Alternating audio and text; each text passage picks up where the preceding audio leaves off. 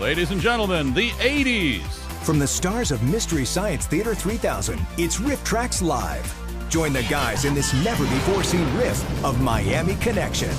Guys gotta get a new podiatrist. A two-night cinema event live on October 1st with a second showing October 6th. Come for the rock and roll.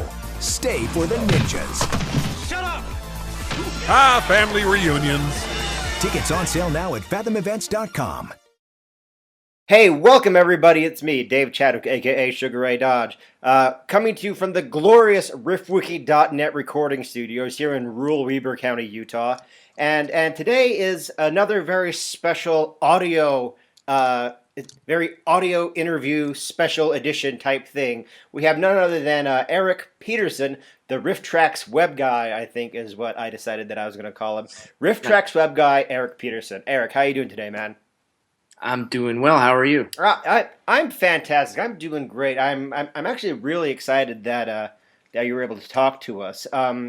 First of all, for I know anybody who is very into RiffTrax might know who you are, but those who don't, the casual fans, tell us a little bit about yourself. Like, give us your intro, condensed life story, and what your function is at RiffTrax. Well, I was born in 1981 in upstate New York. Yeah, 1980. Nice, the cold frozen tundra. Mm-hmm. No, but I actually come from a design background. Oddly enough, I went to college for graphic design. I have a Bachelor of Fine Art in that field, and my whole story with RiffTrax, I was a web designer. In upstate New York, I had several hundred clients that we kind of took care of, and I just out of the blue, I think I had Googled what Mike Nelson was doing these days because I just so you were a Misty before? You were a Misty before? Definitely. Okay, excellent. Yeah, because I know some of. I didn't mean to interrupt you there, but I know that some of the staff members weren't. But I know some of them are. So you were a Misty beforehand. I was, ever since I was a teenager.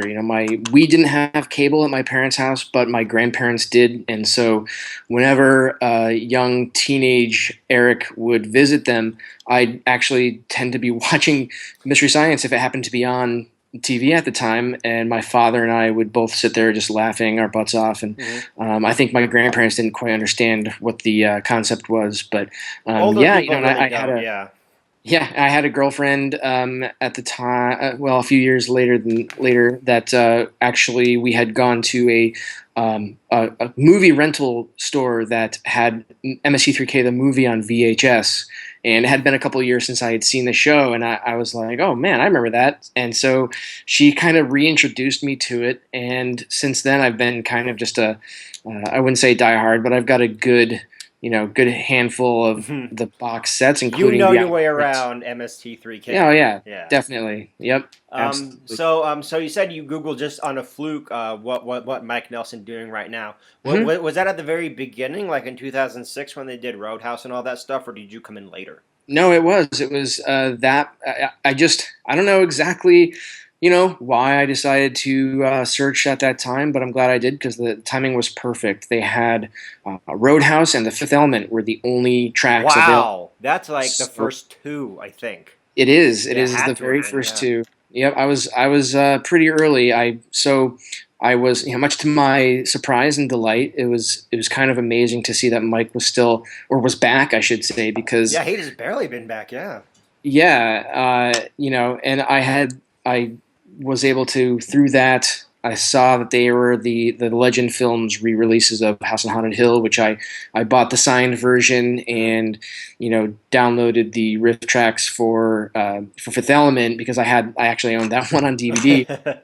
And, and had a blast. Like, I fell in love immediately, and I signed up for the forum, and my user ID is 111 Torgos Pizza. My user ID is. Yep. So I was, there were 110 people there ahead of me, so I obviously wasn't the very first one to find out about it, but pretty early. Yeah.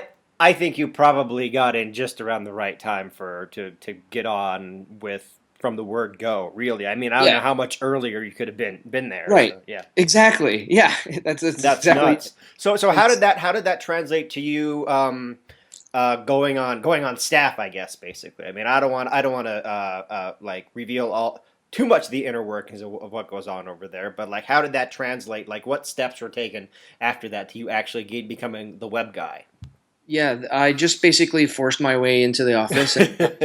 I actually, it's kind of funny because I had signed up for the forum, like I said, and I kind of was a regular there, and just because it was great to connect with the other Misties and other nerds like myself. And they had posted one time that they were looking for a web person, and here were the skills that they were looking for, and on and on.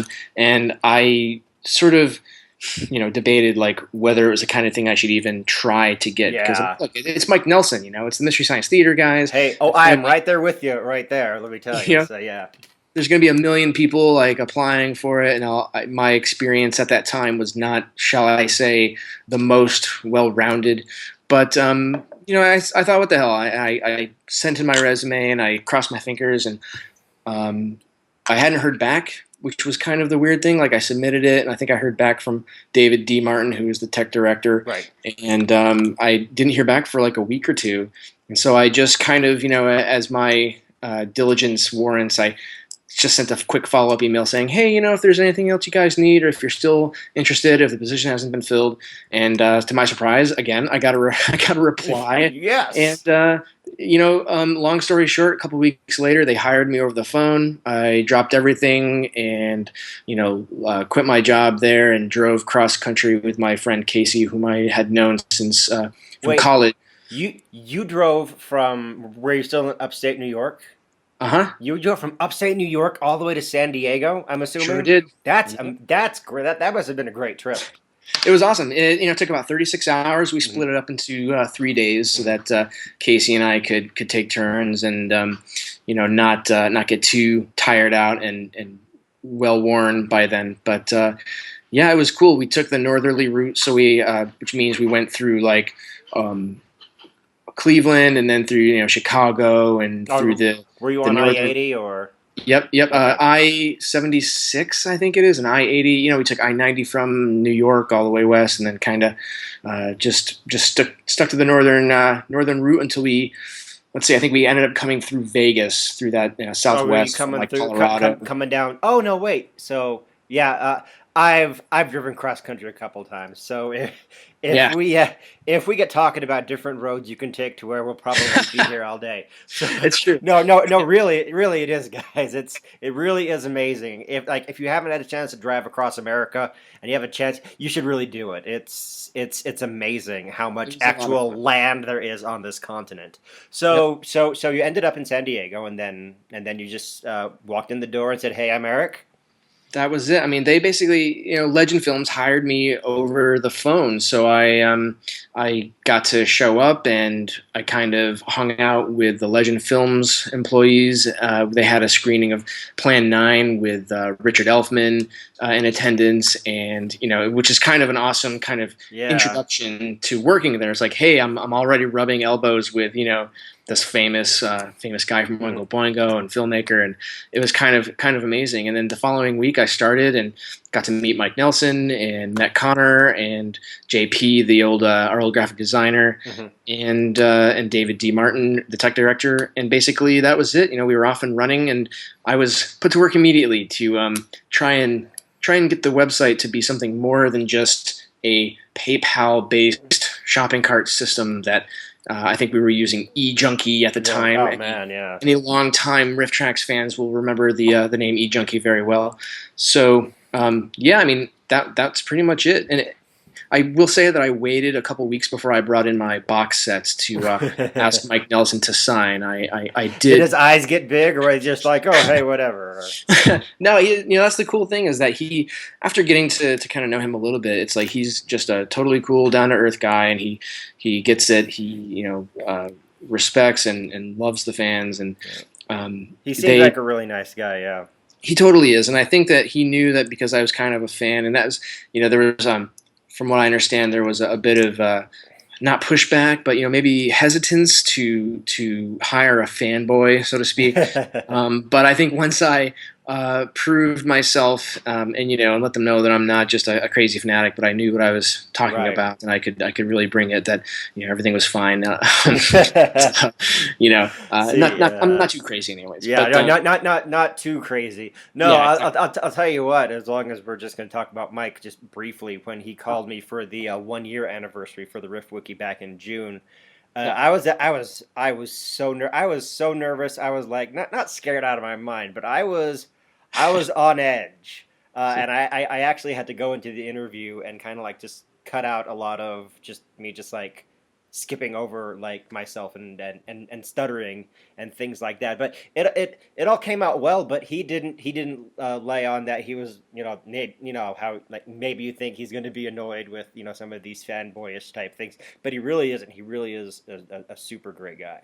Yeah, he is. He's that Midwestern nice guy Mhm. kind of just um, kind of feel about him. Just very low key, very down to earth, very willing to chat with anyone and everyone. And that's I'm a little bummed that he doesn't live in San Diego anymore. I mean, we used to lots of games of shuffleboard. We actually have a shuffleboard table in our office, and there's a little craft brewery right like just a hop, skip, and a jump from our office that Mhm. we called it our satellite office. Right.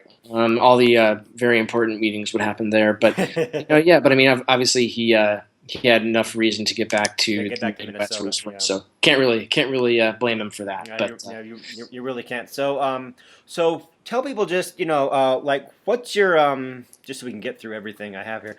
What's sure. your function and just like your what you do is very behind the scenes. Mhm. Everybody sees it, but nobody knows that they see it. So what's your function within RiffTrax? Well, first and foremost, being the web guy, Mm-hmm. I am responsible for maintaining the website, making sure that orders and checkout and file downloads and things like that all properly function and behave as you would expect. And so that means doing a lot of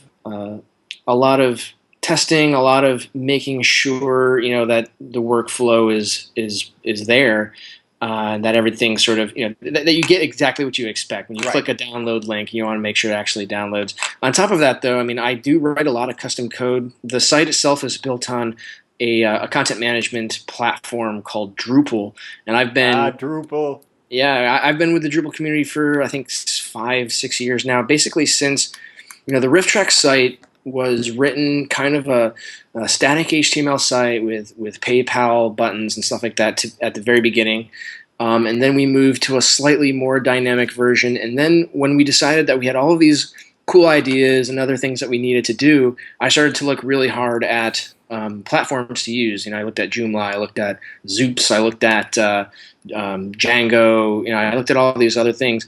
And Drupal is what we settled on because, well, I didn't really settle on it. It seemed to be the one that fit the most features that we wanted. The community and the iRiffs thing and being able to have that all tied together into a shopping cart, and on top of that, just to integrate it with other systems. I mean, that was really the key. Just the fact that it's so extensible and you can really write custom code to do what you want. If it's not something that exists, it can be created, and that's my other facet of what I do as the quote-unquote web guy is if something doesn't exist, I will have to write that feature, and I've written probably, and I don't even know how much code. I mean, I've got a whole mess of custom modules here that are RiffTrax specific, and every now and then I will try to sort of break that out into something that the rest of the community will use, and I will publish that back to the Drupal community, and it's been great. It's been a lot of fun, but definitely not without its challenges. Yeah. And that's definitely what I love about the job. Yeah, no, but like just before this, actually, I mean, everybody out there listening to this on the wiki, you won't know this, but we actually started this interview about an hour or 2 hours ago, and something came up, something insane came up, and Erik had to go fix it, and he was telling me about it, and it sounded like just like it was well, like maybe not a nightmare, but it took a lot of your like very personal attention, and I think that's important for any organization. That's why RiffTrax is such a good organization. Is that you guys have feedback that's just very very it's fast, but it's also very like honed in. You guys know what it is you're doing. So I mean, so you do a lot over there. Yeah, definitely. I mean, if it hadn't been a major issue, like if it was someone saying, "Oh, a sharing button isn't working" or something like that, then I would maybe give it some time. But this was an issue where people weren't able to complete checkout, and so they weren't getting access to some of their riffs, and so obviously that's priority number one. So, Oh yeah. Now, like if a place like Amazon was having that problem, like maybe we'll get on it tomorrow. But no, you guys were right on it, and it was I was actually very impressed. So thank I you. mean, you Yeah, I mean, we do always have said a really good job there. Well, thanks. I mean, we've from the very beginning kind of really tried to put customers first. I mean, we're such a small company with 13 employees. I mean, I think a lot of people probably don't realize that, or when I first started, kind of like with the RiffWiki, sort of, kind of like getting in just a little bit there. At first, I thought you guys had maybe like I thought because everyone always says like we're a small company, we do all these things to keep running. I always assumed it was small. I thought it was like somewhere in the range of 35 to 50. I had no idea that it was only 13, like just barely in the teens. That's like for what you guys do. That is a definition of a tiny company.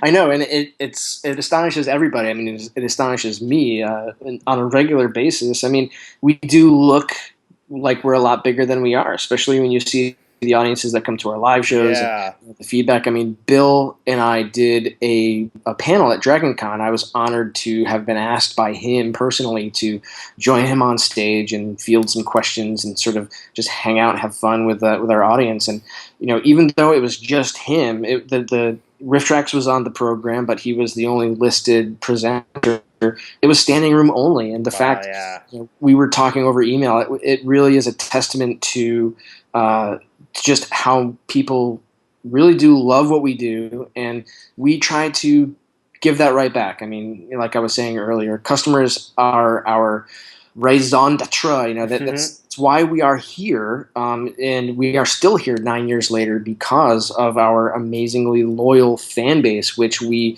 wouldn't be here without them. They are constantly giving us feedback and how we can do things better. And I've got a laundry list of features that I'm working on the site, kind of all at once, but trying to focus on the major ones, by priority. But it's like, I mean, we owe everybody our continued existence, and through Kickstarter and stuff like that, the outpouring of loyalty and support has just been amazing, and just continues to be so.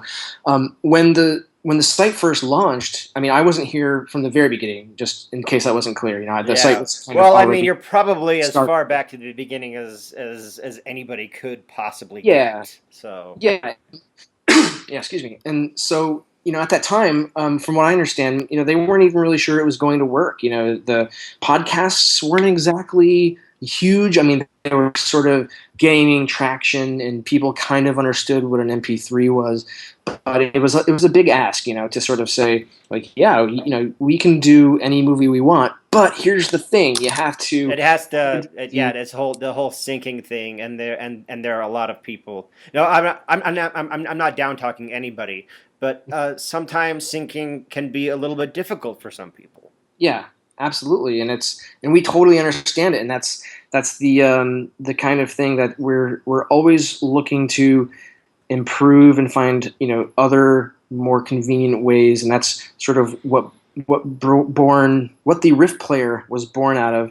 And actually, we have something we're working on right now that'll hopefully make syncing, well, not a thing of the past, but a one button thing. Yeah, where it actually listens. It's a mobile app, so it'll work on a tablet or a phone. And you basically hit a button. Yeah, you hit a button and it listens using your device's microphone. Wow. Sort of like Shazam, and it actually syncs up automatically without the user having to do anything. and we're really super excited about that. We hopefully will be announcing it at the Miami Connection show. So if anything can happen between now and then, but hopefully your listeners will find it and love it as much as we do. And eventually, we'll if all works out, we'll be able to connect it to your library, and we'll hopefully be able to bridge that gap of syncing kind of being a little bit more difficult and a little bit more of a nebulous kind of concept, especially now that we've been relying or focusing more on sort of the downloadable, streamable B-movies. And it's interesting too because some people don't even know that we've done MP3s and vice versa. Some people that haven't been to the site in years don't know that we're doing so much streaming content, which is exactly. See, now that was a thing that I actually talked to Connor and Sean a little bit about, was that around 2011, like there was this big shift. Yes. Between, like, I would say after Star Trek II, and I run a RiffTrax encyclopedia, everybody. So don't think I'm like some kind of insane person. But somebody, encyclopedia of knowledge. David. Yeah. So, but between Star Trek II, The Wrath of Khan, and where Crater Lake Monster, you could kind of see like this shift, where from Crater Lake Monster on, you could kind of see you guys are still doing MP3s, but you were interspersing, like, I would say probably what's it called? Alternated. Yeah, I'll go ahead and take that part out so people don't think I'm a moron. But it alternated when it was VODs and then MP3s, and you guys did that all the way through 2012. And I think the last big like regular MP3 you guys did was The Hunger Games. And that was before 2013 and McBain is Cool as Ice came out. And for the last 2.5 years, we've been pretty heavy on VODs, and like VODs that are like, not just public domain, but stuff that RiffTrax has gone out and licensed. Right. Yeah. So was that born out of this need for kind of like this syncing might be a little bit difficult for some people to do? Is that what that was born out of? Yeah, I mean, sort of. It's a lot of factors. Obviously, we sort of can see what our revenue looks like and what people are buying, and it became pretty clear to us just from the beginning that people really like the B movie stuff, especially if they're coming from a Mystery Science Theater fan background. And it's funny because when we had first started and we were doing purely these. That was the like RiffTrax's kind of identity, was that you guys would riff these big blockbusters, and you guys did that for like 5 years straight. And I actually think that's a huge testament to you guys, not only creatively but also technically, was that you guys had been doing like just these MP3s just straight, that's all you guys did for 5 years. And I can't imagine that at the end of that, maybe you guys weren't a little, I mean, I don't want to speak for you, so I just kind of want to ask you guys, kind of a little burnt on the blockbusters, like all the Twilights and the 7,000 Harry Potters and the Transformers, that maybe you just kind of wanted to like, well, hey, let's kind of chill with the Cool as Ices and the McBainses and all this other stuff. Was there that factor, or was it just kind of just like a strictly technical aspect? Oh yeah, no, absolutely. I mean, Mike has gone on record even as saying that, just some of these blockbusters just kind of blur together. They're so similar in their pacing and in their editing, and the storyline is, it's very formulaic in a lot of ways. And so, it's not that they get bored. I don't know if that's the correct word, but I don't think it is either. Yeah, I think maybe kind of rote. Yeah. It's just it's everything becomes the same, and it becomes harder for them to create new funny jokes out of it. And also then the flip side of that is the fact that people seem to really resonate more with some of the cheesier older flicks, or even the not older ones like Cool as Ice, which is from the 90s. Yep. The more MST3K style entries. Yeah, MST3K, and also just the ability to stream stuff. I mean, I think Netflix has shown us pretty indisputably that the landscape is shifting away from physical media as much as it pains a lot of us to say. I mean, I love my Blu-rays. I've got I have a huge shelf of discs, but I get everything I want to keep because I live in constant fear of the internet's going to break. Right. So anything I really like, I'll get the DVD for. Yeah, absolutely. And some streaming services are, just the quality is kind of better than others. So there are times when you want the full 1080p master quality, of a Blu-ray, or, as soon as 4K starts becoming more prevalent. But yeah, I can totally understand people still want the physical stuff, but at the same time, streaming just makes it so much more convenient, and it allows us to produce things and do things that we wouldn't necessarily be able to have done before. And with Chromecast integration that we have on the site, and with the Roku channel that I'm working on, we're going to try to make it even easier for that stuff to get into to get onto your TV. Right. And that's sort of where this dovetails into the MP3 and the RiffTrax app conversation is. What we found, we actually did a poll recently with some of our users, and asked them, like, what do you want on the site? What would get you to come back and to be a regular visitor and a regular customer? And a lot of people really just said the same thing. They want to have an easier way to watch it. They just want to have, if we can get people to have the same experience, whether it's an MP3 or a VOD. Yeah, I think that'll be really. That'll really be the key, and so that's where the RiffTrax app kind of comes in to kind of make it a lot more easier for people to enjoy that. But yeah, I think it's like I said, it's kind of an all of the above. It's the quality of the movies is slightly better because it's not quite as frenetically edited, or everything. If only everything could be a Twilight quality. I know, movie. Right? Yeah. Twilight really was a gift because it's, the dialogue has plenty of pauses, and the editing isn't quite so Transformers, Michael Bay, plenty of time to make jokes. I mean, exactly. Yeah. So but I think that Mike, Kevin, and Bill, they have a structure where it doesn't seem to me they like to really talk over the dialogue. They won't do a lot of that. So they're gonna wait for all these big not chunks of silence, but just kind of where their jokes would fit more easily. A pregnant pause, I believe they call that. But yeah, you're totally right. I mean, we discussed this on a recent conference call. There's some movie that they were looking at, and they reject a lot of stuff. I mean, their requirements are that there is room to deliver a joke, and if something's too talky, we may have to just say no. And we've rejected a lot of titles mainly for that reason. A lot of because they blab. Now, just an aside on what you're talking about, where people they just constantly talk. One of those movies I was having a little bit just to bring up my project other than the RiffWiki. Is a book called Mystery Science Storybook, Bedtime Tales Based on the Worst Movies Ever. And I went through and I chose a bunch of RiffTrax titles and MST3K cut titles. And one of the titles I chose from RiffTrax was Casablanca. Now, I hadn't seen it in a while, but I knew the ins and outs of it. But when I went to go write that chapter, write and draw it, is that it's really long, and all they do they don't go anywhere. There's not really a whole lot of cool stuff to draw or to look at. Everybody's in the bar, in and around the bar, and they're all just blabbing all the time. That's the whole thing. So, and I'm just and so I was thinking about this, and I was looking at it, and I actually tweeted Sean and Connor about this, and I was like, did you guys have this problem with Casablanca?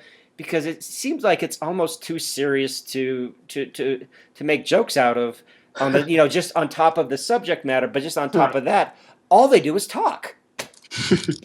So and I think they both said that was one of the biggest problems. So absolutely. But it was insane. So okay, let's I'm gonna jump ahead here. Sure. We may have already covered it, but what's the most insane RiffTrax related story that you have? What's the one thing that made you sit back and say to yourself, you're at some event or something with Mike Nelson or or some crazy phone call you got or something, and it made you sit back and like, wow, is this my life? Did that really just happen? What's like your like the craziest story you have where just something like just wouldn't happen to anybody else unless you were working at RiffTrax? Oh man, I know I've got a good one. I may have to think about that one for a Okay. while. Because I mean, let's see.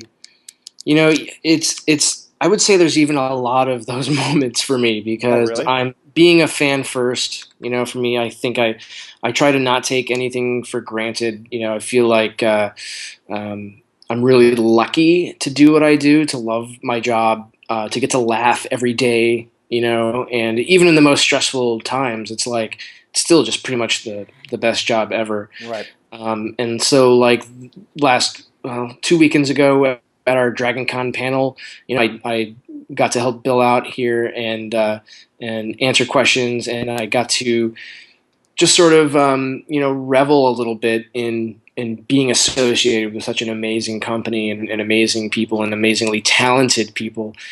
And then as I was a few days later, as I was heading back to my hotel at 11:30 at night or something, someone actually recognized me from the panel, which I've Really? never had happen to me before. Yeah, you know, you don't normally get recognized Yeah, on you the don't get recognized. street. Yeah. Web guys don't normally get recognized. That's actually really cool. Yeah, absolutely. So that was really fun. God, it's yeah. Let me think. A crazy story. I mean, it Uh, doesn't have to be crazy. I mean that can suffice if if nothing's like like super coming up super quick. I mean, but that's actually an amazing story right there. I think. yeah. Thanks. I was really surprised and delighted that somebody would even recognize me, even though they had just seen me a couple days ago. Right. But you know, still, it was kind of nice. Yeah, God, let me think. I mean, I know that's the thing about working with these guys. You know, is it's like you never really know what's going to happen. I'm lucky that I get to travel to some of these live shows on occasion and be involved in that. You know, I'll be taking the behind the scenes photos that people get to see as part of their goodies. Right. And so, you know, like literally right up until right before the curtain call, basically right before we have to be in our chairs, I'm working on getting stuff for the website ready. All the Uh, slides. I mean, who writes those slides? By the way, I always wondered: is it the guys in Sean and Connor, or is it like just, or is it a group effort when you have to write those? Because that's one of the everybody's like who goes to these things regularly. That we're talking about RiffTrax Live now, and yeah. about I'd say about half an hour, maybe half an hour, 15 minutes, somewhere in there. You get to go, and I always get to watch the joke slides. How is all that put together? I'm curious about that. Yeah, so that is Connor and Sean, I think, mainly who write those, Mm. and they are given just sort of free reign, you know, to do what they want. But of course, we do send the final slides to Fathom to get their approval because, much like any sort of film or TV, you know, presence, they have standards and practices, Hmm. and they have relationships with theater chains. I will say that there was a slide that didn't make it that had a joke about red vines, Oh and no. it didn't make it in because they, you know, the relationship they have with the theaters and red vines. Oh, Like, okay. Oh, yeah. okay. So I thought, you know what? I thought it was gonna go. I thought it was gonna go off in a completely different. I thought they were gonna say. I thought you were gonna say this is just too gross. no, nope, not at all. It was just, you know, kind of disappointing because we are sort of used to being able to Do do whatever you just guys want. yeah, I mean, right, in so many words, and yeah, to sort of have that, it's like really that, you know, of Like that's the all the line. right, exactly. Don't talk about red vines. Yeah, so yeah, just kind of weird and interesting to kind of see how that stuff is done. But Jason will come up with a few templates for the various categories, you know, movie mistakes and movie quotes and stuff like that, and so. I don't think those have really changed a whole lot. I know now and then they will add a new category for a new live show, but they mostly remained unchanged. And so as long as the two guys, Connor and Sean, know what the categories are, they will just crank them out. within a few days, they'll hammer out a bunch of slides that are always hilarious. I mean, I know a lot of people have come to feel that the slideshow is part of the show itself, and we are always trying to make sure that people are aware that that's a thing that happens, because we've had cases where someone will not be let into a theater because the showtime says 7:30, and like no. It's like, yeah, the show starts at 7:30, the movie starts, but right now the show on slides, so let me in. Yeah. Yeah, I've actually had that, not a couple of times, but I've actually had to talk to a manager at the theater I go to for not really presenting the product in the way that it should be, but that's another story. All right, let's time to make some picks. What are your off the top of your head? What are the I'm going to make you choose top 3 feature-length RiffTrax entries. Okay, MP3s or VODs? Either one. It's all to me. It's all the same. But if you want to do 3 MP3s and 3 VODs, that's totally cool too. Sure. Well, I mean, everybody obviously loves Twilight. I think the last one, Breaking Dawn Part 2, was probably my favorite because it had the best line joke in the entire series. Yeah, just so funny. I mean, I think I rewound it about 3 times and just I couldn't stop laughing.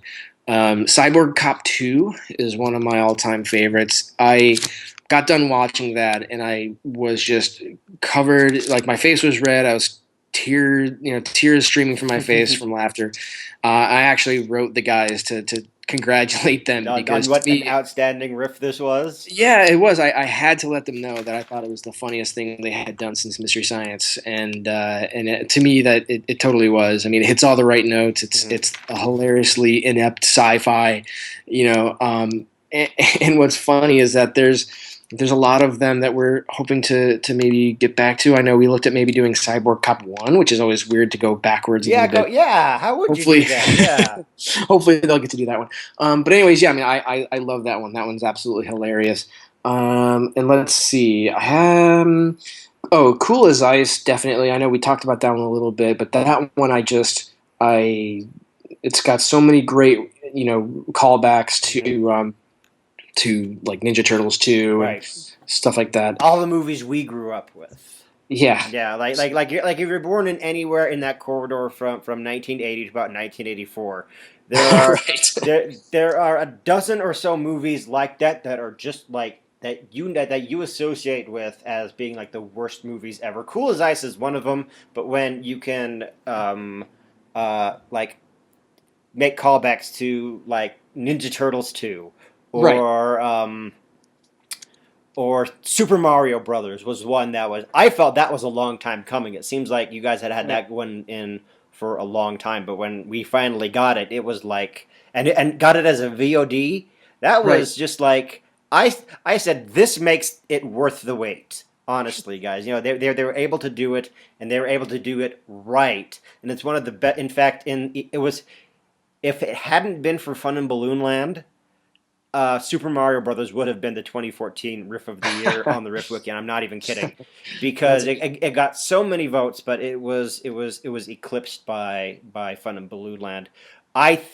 Me personally, but me not being the entire RiffWiki audience, or even the entire RiffTrax or even listen to me, or like the RiffTrax audience, or even the entire RiffWiki audience, I kind of felt that maybe Super Mario Brothers should have gotten the top slot for that year, but so many other people said that Fun in Balloon Land said, no, this is something amazing, and but when you have Mike and pretty much everybody else in solidarity saying, no, this is one of the craziest things we've ever done, which which may have only been presently been upstage, may have.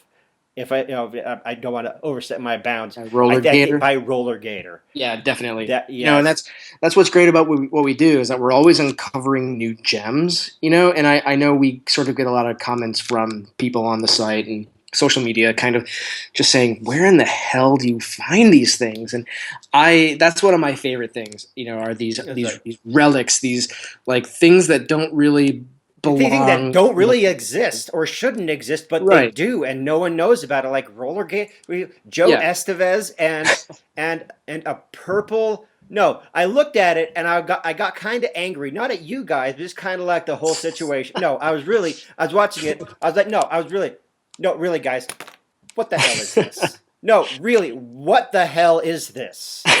You're about ready to smash an Yeah. acoustic, like the next acoustic guitar you see. I Just know. out of spite. No, Yeah. but it turned out so amazing. See, and this is going to be like a little.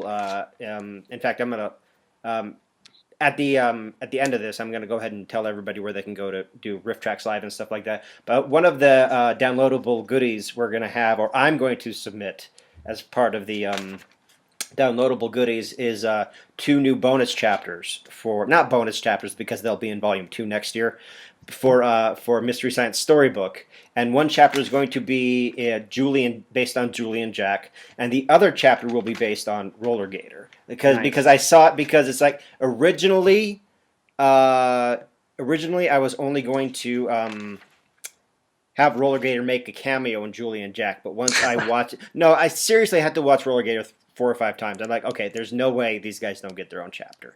So Julian Jack and Roller Gator are going to be what I'm going to submit for the live show this year. Not this That year. sounds awesome. Yeah, it's just so amazing. That sounds great. Is there a movie that maybe you'd like to do that hasn't been gotten to yet, or there are maybe other issues that you won't get into that prevents you guys from doing it? I don't want to like get it too big in the back deals, but is there one out there like, I wish we could do that one? And Yeah, I think there's a couple. I mean, what's that cool? You can say, yeah. Yeah, of course. No, what's cool is that Miami Connection was one that I think one of our fans had sent us through Facebook, and it really wasn't on anybody's radar. And then I watched it and immediately bought the Blu-ray, with like the poster and the soundtrack and the T-shirt, the Dragon Sound sleeveless T-shirt. Yeah, and so I brought that to the guys, and I was like, "You guys need to do this as a VOD," and they screened it, and I, like, a couple days later, I was like, "So what's going on with Miami Connection?" And Mike was like, "Oh no, we're saving that for a live show." He goes, "That one is so good." He said that one's up there with The Room and Birdemic and all of these other ones that we love. So that was pretty awesome. But as far as ones that I would like them to do, there's this movie also. The reason why I mentioned Miami Connection is because Alamo Drafthouse distributes some pretty awesome cult classics. Some crazy stuff, yeah. Crazy stuff. And one of the ones that I saw recently was called The Visitor. It's a 1979, something like that. It's got John Huston, Lance Henriksen, and it's basically a little girl who's I think an alien, or she's like some kind of possessed demon that this alien like religious cult sort of. So she's like Firestarter a little bit. Yeah, it's like Firestarter. There's like a battle between good and evil, and she has a pet. Well, they call it a pet falcon, but it's not really a falcon. But only a bird nerd would know that. And the bird does her bidding, and it creates birdemics everywhere, and it causes guys to like. She'll summon it, and it'll go and like in this one scene, it flies into a guy's window while he's driving and pecks his eyes out basically, and he crashes his car, and then it's an insane like sci-fi horror. I think Kevin called it Carrie by way of Dario Argento. So it's just fantastic. Not here, and he's making me laugh. Yeah, and so they have. I gave Kevin the elevator pitch, and I think they were going to look at it. I don't know if it'll work out because I'm not sure what the right situation is, but that's one of the ones that there's so much to love about that movie, and I feel like it could be the next big one for us if we were to do it as a live show, because it's got so many great elements. It's got sci-fi, it's got horror, it's got unintentional comedy in so many ways. One of my favorites is. The music it uses, because it's in the 70s, it's this big, bombastic, like nearly disco-esque, like brass instrument, sort of horns and trumpets.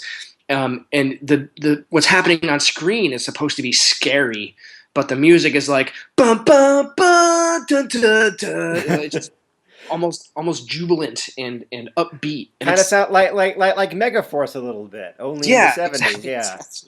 exactly. So if anybody loves bad movies the way I do, and that's again kind of why I'm at RiffTrax, yeah, definitely check out The Visitor. I think it's on like Amazon. I think it's free on Amazon Prime. So give that a look. But I have my I'm fingers definitely crossed going to that the look at guys it, will. yeah. I have my fingers crossed that the guys will get to that one eventually. Right. Now, okay, last question.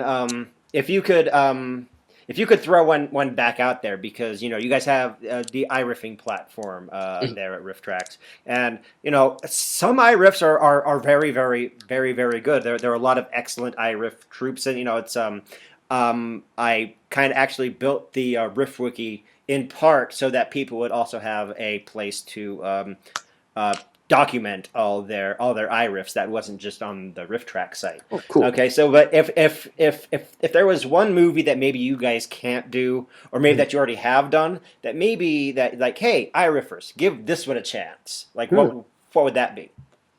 Yeah, that's a really good question. We asked this question of Mike, and his answers were like he said. First one he said was the Hideous Sun Demon.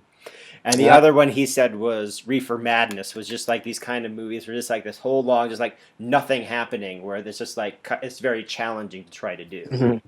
Yeah, I think that would probably be my something akin to my answer as well. I think it would be awesome to see an iRiffer tackle a movie that that maybe we could never do, whether because of content or because of rights. If someone were to do an MP3 or something, and we know. Yeah, our MP3 of it would be lost and buried, right?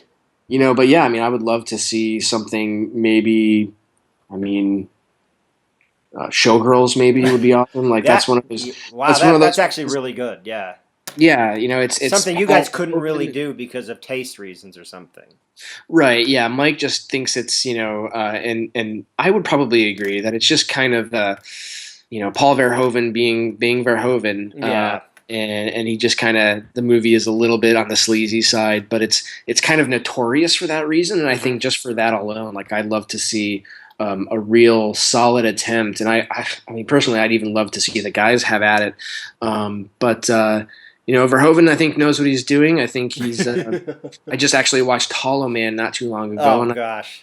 And I think that's one of those movies that it definitely holds up. I mean, the effects are pretty great, but the movie itself is just kind of icky. Yeah, just like no. I saw Hollow Man, and I was like, this is no. Yeah, it really sends you to a place you don't want to be, like even in a horror movie.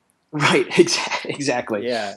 So, but yeah, I think Showgirls would be a prime candidate if it hasn't been done already. And side note, the iRiffs section has been down for a while since the upgrade of the site back in October, and sort of we were working out some wrinkles all the way through November, and even now, as we were talking about earlier, there's always something coming up. But right. It's my hope that in the near future, it is being worked on, just sort of not as top priority as some of these other things, like the Kickstarter and stuff like that. But any iRiffers that are lamenting the current state of the iRiff system know that it's not forgotten. We are just I'm trying to completely revamp it, kind of rewriting it from scratch to work with the new version of Drupal that we've been on since October, and that means doing it right. I don't want it to sort of be.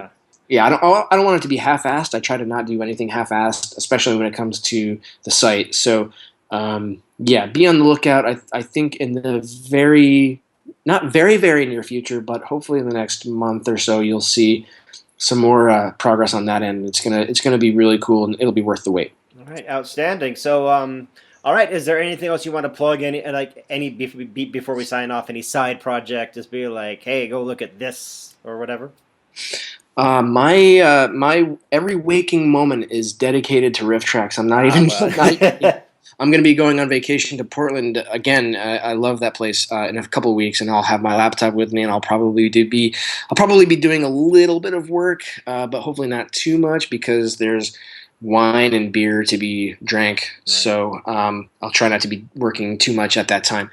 But no, I mean I'm really excited for the Miami Connection live show. That's one of my absolute top 5 favorite bad movies to watch. We'll pull that one out and just laugh at the movie on its own. And it's one of those rare movies that's entertaining while being bad. And I know, like, going back to our discussion earlier about what makes a movie, riffable or not. I think that's definitely one of the things. If the movie can do some of the heavy lifting, then you've got a real winner. Then it's you got a real winner there. All right, then. Hey, thanks, Erik Peterson, everybody. RiffTrax Webguy, RiffTrax.com. I want to say, hey, thanks for talking to us, man. Thank you, and feel free to follow me on Twitter at Torgo's Pizza. I'm always happy to. Yeah. I love that. I love that. That's the best. That's the best Twitter handle. I mean, no. Even in the forums, it's just like that's. I was like, that's brilliant when I first saw it. Well, thanks. A funny story is, I had applied. I mean, I've had the username Torgo's Pizza. That's also my email address, and I had applied for a freelance gig years ago, and the prospective boss for the position saw my resume, and she was like, "What? He owns a pizza shop or something? I don't want to hire that guy," But after she met me and I told her, no, it's a Mystery Science Theater reference. No, it's everything a joke. Was fun. So having to explain that is always fun. People like whenever people ask, like, what's Sugar Ray Dodge about? I was like, look, let's not get into it right now. How much time do you have? Yeah, it's just a joke. That's really all you need to know about it. But hey, it was great talking to you, man. And this is Dave Chadwick here at RiffWiki.net Interviews, signing off. Ladies and gentlemen, the 80s. From the stars of Mystery Science Theater 3000, it's RiffTrax Live. Join the guys in this never-before-seen riff of Miami Connection. You guys gotta get a new podiatrist. A 2-night cinema event live on October 1st with a second showing October 6th. Come for the rock and roll. Stay for the ninjas. Shut up! Family reunions. Tickets on sale now at fathomevents.com.